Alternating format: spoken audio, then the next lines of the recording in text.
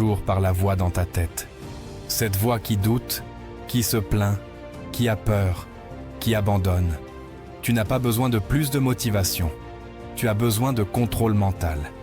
Parce que tant que tu resteras esclave de tes impulsions mentales, peu importe combien tu te donnes du mal, tu resteras un raté. Aujourd'hui, je vais t'enseigner toutes les astuces pour reprendre le contrôle et rediriger ta vie. Savez-vous ce qui sépare les personnes extraordinaires des personnes ordinaires? Ce n'est pas le talent, ce n'est pas la chance, ce ne sont pas les circonstances. C'est leur capacité à contrôler leur esprit quand tout le monde perd le contrôle du sien. Votre esprit est soit votre plus grand atout, soit votre pire ennemi. Il n'y a pas de juste milieu ici. Soit il travaille pour vous, soit il travaille contre vous. Et voici ce que la plupart des gens ne comprennent pas. Si vous ne contrôlez pas activement votre esprit, alors votre esprit vous contrôle. J'ai appris cette leçon à la dure, comme la plupart des leçons précieuses dans la vie.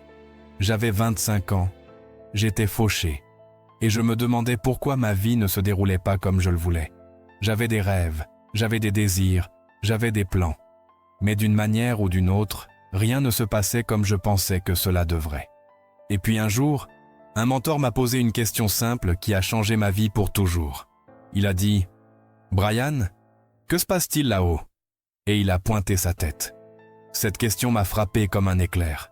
Que se passait-il là-haut? Que se passait-il dans mon esprit chaque jour? J'ai commencé à faire attention, et ce que j'ai découvert m'a choqué. Mon esprit était comme un cheval sauvage, courant dans toutes les directions, sauf celle où je voulais aller. À un moment, j'étais excité par mes objectifs. L'instant d'après, j'étais inquiet pour mes factures. À un moment, je me sentais confiant. L'instant d'après, j'étais rempli de doutes. Mon esprit était partout. Et je ne conduisais pas le bus. Voici ce que je veux que vous compreniez. Votre esprit est le centre de contrôle de toute votre vie. Tout commence là. Vos pensées deviennent vos mots. Vos mots deviennent vos actions. Vos actions deviennent vos habitudes. Vos habitudes deviennent votre caractère. Et votre caractère devient votre destin. Tout commence avec ce qui se passe entre vos oreilles. Mais la plupart des gens traitent leur esprit comme une décharge. Ils laissent n'importe quelle vieille pensée s'installer et se sentir chez elle. Ils écoutent des gens négatifs toute la journée. Ils regardent des nouvelles déprimantes. Ils lisent des magazines de mauvaise qualité. Ils remplissent leur esprit de déchets. Et ensuite, ils se demandent pourquoi leur vie est un désastre. Vous ne pouvez pas mettre des ordures et attendre de l'or en retour. Ça ne fonctionne pas comme ça. Votre esprit est comme un jardin. Vous pouvez planter des fleurs, ou vous pouvez laisser pousser les mauvaises herbes. Mais voici la chose avec les jardins. Quelque chose pousse toujours. Si vous ne plantez pas de fleurs, les mauvaises herbes pousseront. Les mauvaises herbes n'ont pas besoin d'aide. Elles poussent toutes seules. Mais les fleurs ont besoin d'attention. Elles ont besoin de soins. Elles ont besoin des bonnes conditions. C'est la même chose avec votre esprit. Maintenant, je ne parle pas de pensée magique ici. Je parle de réalité pratique. Quand votre esprit est concentré sur des solutions, vous trouvez des solutions. Quand votre esprit est concentré sur des opportunités, vous voyez des opportunités. Quand votre esprit est concentré sur des possibilités se présentent. Mais quand votre esprit est concentré sur des problèmes, tout ce que vous voyez, ce sont des problèmes.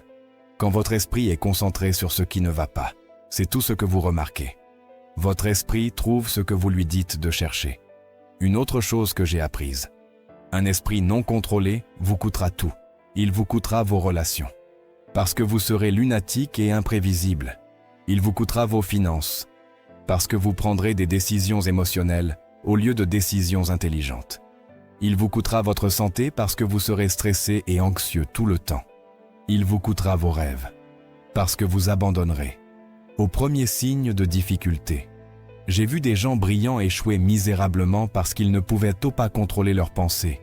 Et j'ai vu des gens moyens accomplir des choses extraordinaires parce qu'ils ont appris à maîtriser leur esprit. La différence n'est pas le talent. La différence n'est pas la chance.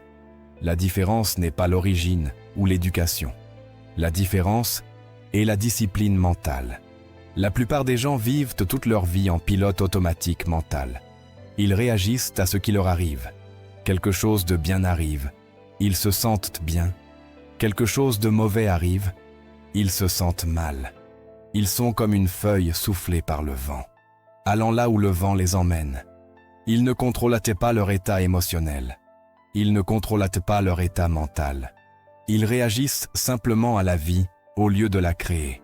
Mais voici ce que les gens qui réussissent comprennent. Vous n'avez pas à être victime de vos circonstances. Vous n'avez pas à être victime de vos émotions. Vous n'avez pas à être victime de vos pensées. Vous pouvez apprendre à choisir vos pensées. Vous pouvez apprendre à diriger votre esprit. Vous pouvez apprendre à contrôler votre état mental et émotionnel. La première étape est la prise de conscience. Vous devez prendre conscience de ce qui se passe dans votre esprit. La plupart des gens sont si occupés à réagir à la vie qu'ils ne s'arrêtent jamais pour remarquer à quoi ils pensent.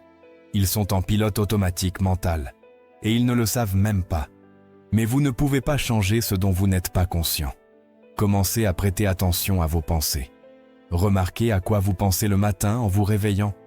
Remarquez à quoi vous pensez tout au long de la journée.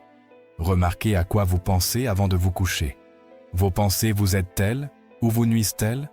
Vous rapprochent-elles de vos objectifs ou vous en éloignent-elles? Vous rendent-elles plus fort ou plus faible?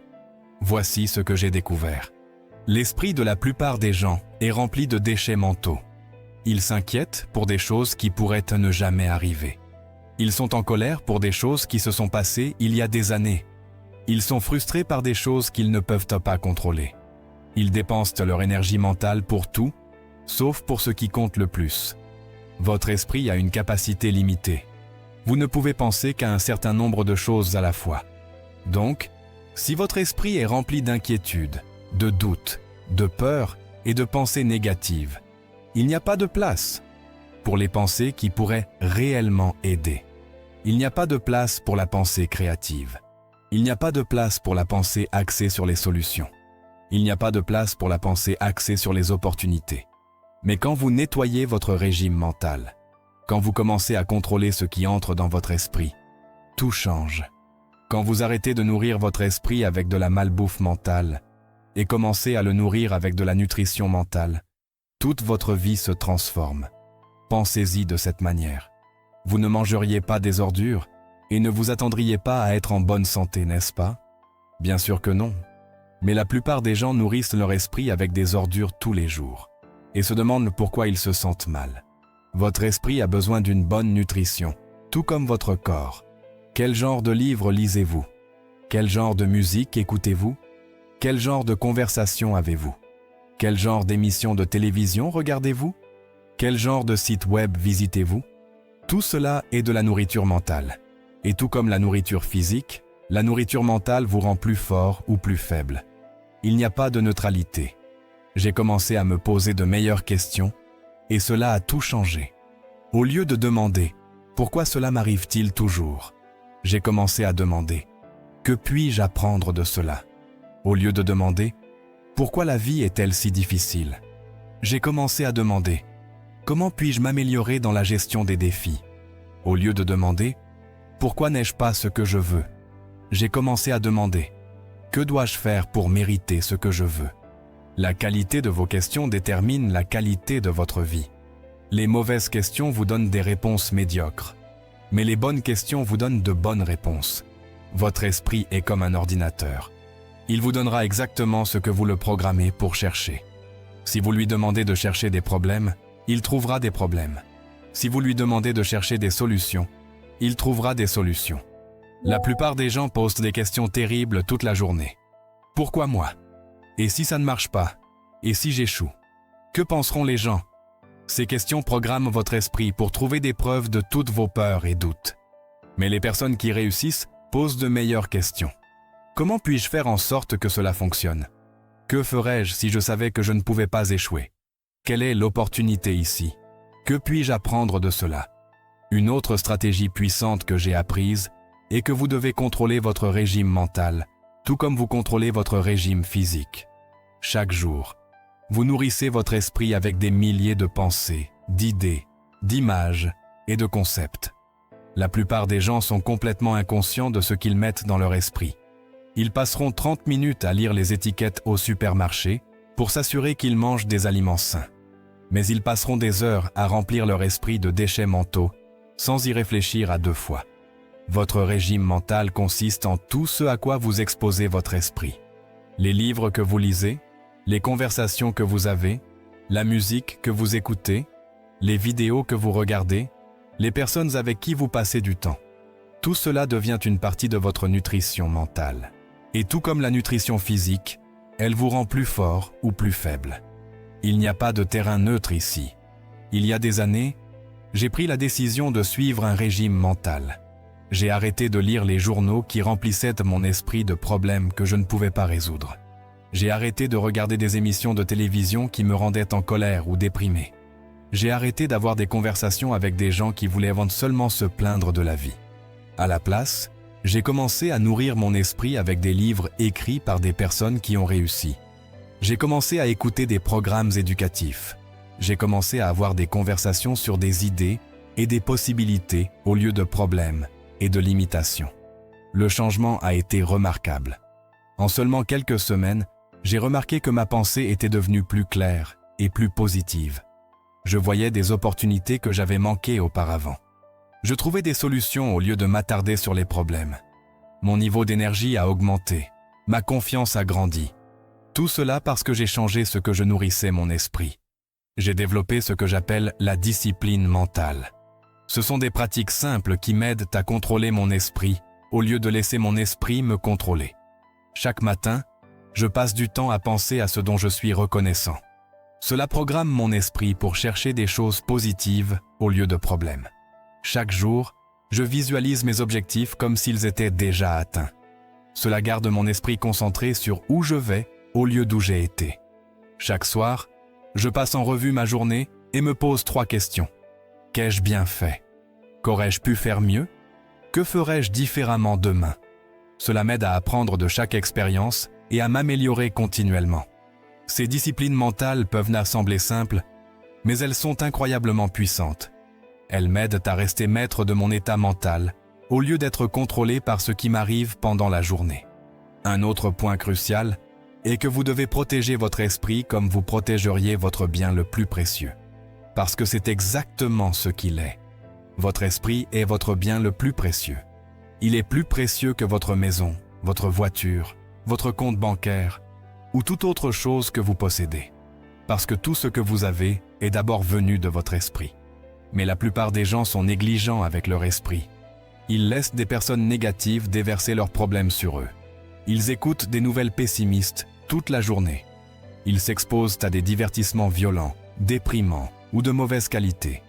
Ils passent du temps avec des plaignants et des critiques. Et ensuite, ils se demandent pourquoi ils se sentent si mal tout le temps. J'ai appris à dire non aux entrées négatives. Quand quelqu'un veut se plaindre de ses problèmes, je redirige la conversation vers des solutions. Quand quelqu'un veut faire des commérages ou critiquer les autres, je change de sujet ou je m'éloigne. Quand je suis tenté de regarder des nouvelles ou des divertissements négatifs, je choisis quelque chose de plus constructif à la place.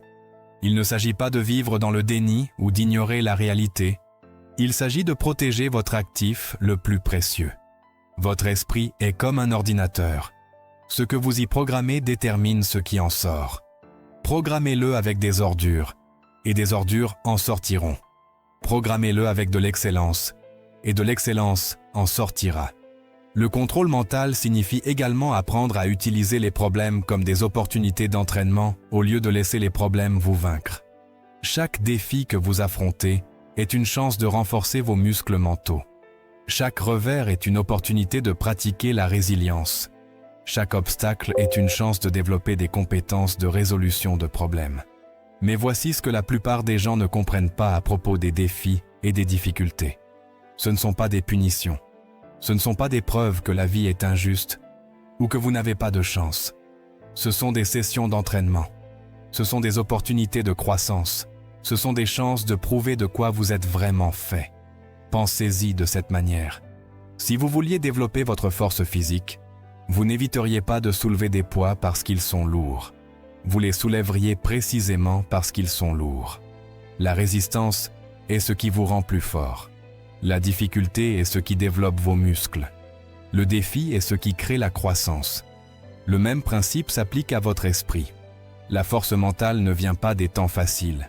Elle vient des temps difficiles. Elle ne vient pas du succès. Elle vient de surmonter l'échec. Elle ne vient pas du confort. Elle vient de surmonter l'inconfort. J'ai appris cette leçon lorsque je luttais financièrement dans mes 20 ans. J'aurais pu regarder ma situation et dire « C'est terrible, la vie est injuste. Je suis victime des circonstances. » À la place, j'ai choisi de le voir comme mon terrain d'entraînement mental. Chaque facture que je ne pouvais pas payer est devenue une leçon de discipline financière. Chaque rejet que j'ai affronté est devenu une pratique. Chaque échec est devenu une éducation sur ce qui ne fonctionne pas. Ce changement de perspective a tout changé pour moi. Au lieu de m'apitoyer sur mon sort, je me suis enthousiasmé pour les opportunités de croissance. Au lieu d'éviter les défis, j'ai commencé à les chercher. Au lieu d'espérer une vie facile, j'ai commencé à me préparer pour une vie significative. Voici ce que les personnes qui réussissent savent et que les personnes qui ne réussissent pas ignorent. Votre esprit se renforce en travaillant contre la résistance, tout comme vos muscles. Quand vous faites face à un problème et que vous le résolvez, votre capacité à résoudre des problèmes augmente. Quand vous rencontrez la peur et que vous avancez malgré tout, votre courage grandit. Quand vous subissez un échec et que vous vous relevez, votre résilience se développe. Mais si vous évitez tous les problèmes, votre esprit reste faible. Si vous fuyez chaque défi, votre confiance reste faible. Si vous abandonnez au premier signe de difficulté, vous ne développez jamais la robustesse mentale dont vous avez besoin pour réussir dans quoi que ce soit de valable. La plupart des gens passent leur vie à essayer d'éviter tout inconfort et toute difficulté. Ils veulent que tout soit facile. Ils veulent le succès sans lutte. Ils veulent des récompenses sans effort. Ils veulent de la force sans entraînement. Mais ce n'est pas ainsi que fonctionne la vie. Merci de regarder. Ce n'est pas ainsi que la croissance se produit. Ce n'est pas ainsi que vous développez le pouvoir mental pour créer une vie extraordinaire. Les esprits faibles voient des problèmes et abandonnent. Les esprits forts voient des problèmes et s'enthousiasment parce qu'ils savent que résoudre des problèmes est la façon dont vous grandissez. Chaque problème que vous résolvez vous rend plus fort. Chaque défi que vous surmontez augmente votre confiance. Chaque obstacle que vous dépassez prouve à vous-même que vous pouvez affronter tout ce que la vie vous envoie. J'ai appris à poser des questions différentes quand des problèmes surviennent. Au lieu de « Pourquoi cela arrive-t-il ?» je demande « Qu'est-ce que cela est là pour m'apprendre ?» Au lieu de « Comment puis-je éviter cela ?» je demande « Comment puis-je grandir grâce à cela ?» Au lieu de « C'est terrible, je dis, c'est intéressant. Comment puis-je transformer cela en avantage ?» Ce changement de pensée change tout. Quand vous voyez les problèmes comme des opportunités, vous commencez à chercher des solutions au lieu de raisons d'abandonner.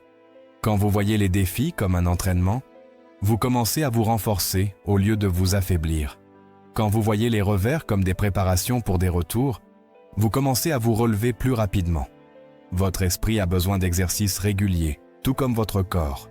Et le meilleur exercice pour votre esprit est de résoudre des problèmes, d'affronter des défis et de surmonter des difficultés. Chaque fois que vous faites quelque chose qui demande un effort mental, vous construisez de la force mentale.